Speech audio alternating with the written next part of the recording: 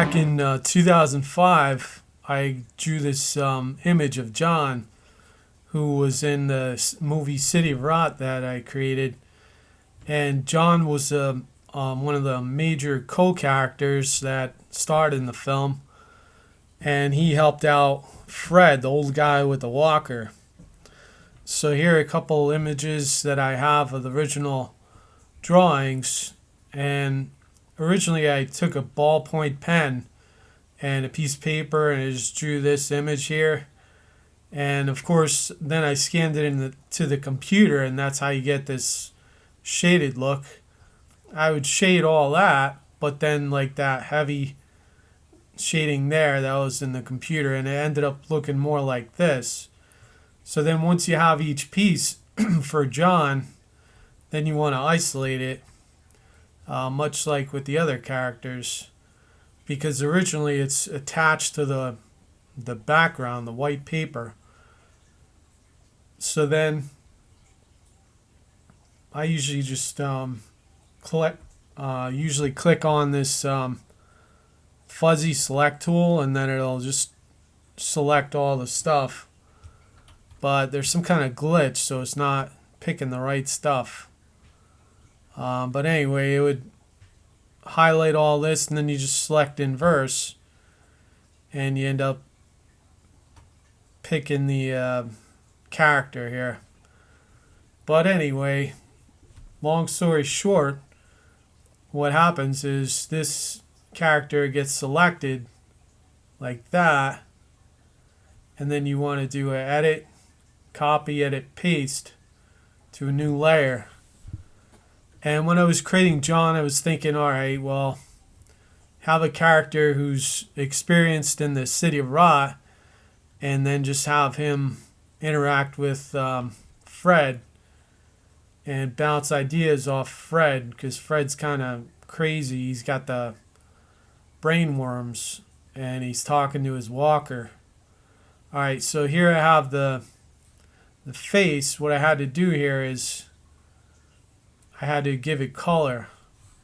So that gives it automatic color there. And then I just said, well, let's get the color more like what the final character is going to look like.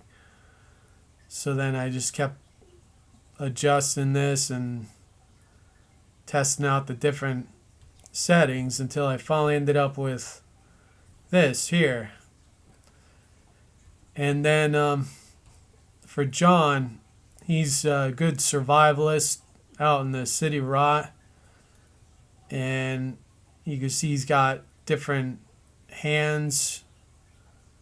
And this was probably unnecessary to have so many different hands. But when I was starting out, that was the thought that I might need all those different hands. And then he's got the different mouths for talking.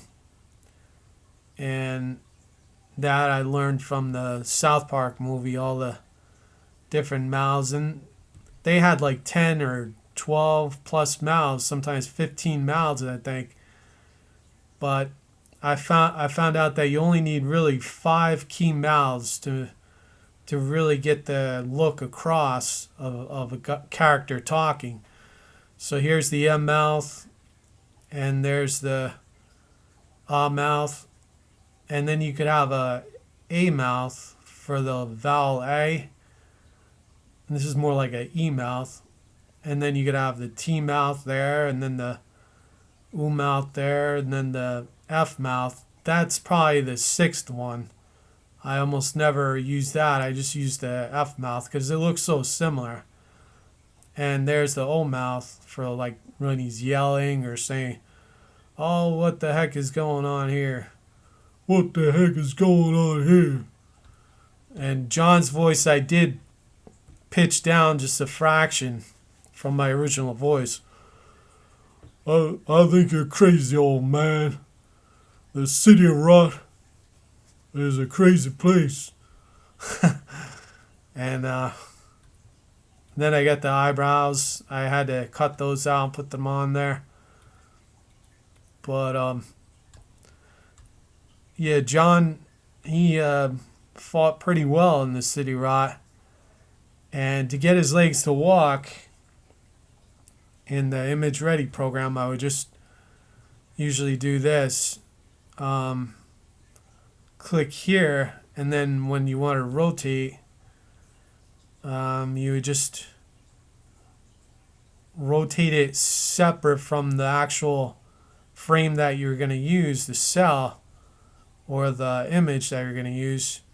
And then for the back leg, I would just rotate that.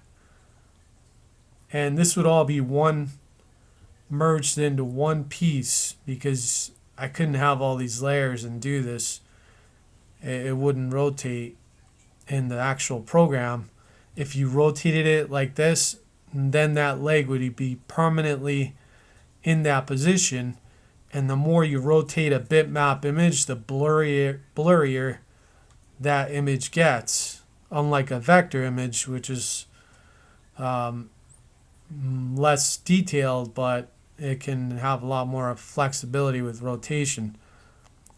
But in a program like Anime Studio Pro, unlike Image Ready, you could rotate it endless times and it retains its original bitmap image. It's a really great program for that, because it's sourcing the bitmap outside of the Anime Studio Pro to an actual PSD file or PNG file. And usually I use PSD file because then I have all the different layers.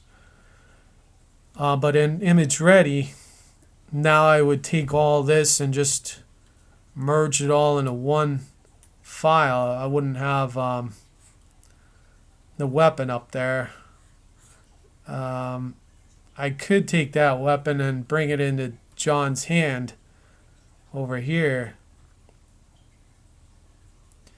And then I would just find the layer for his hand and then just rotate it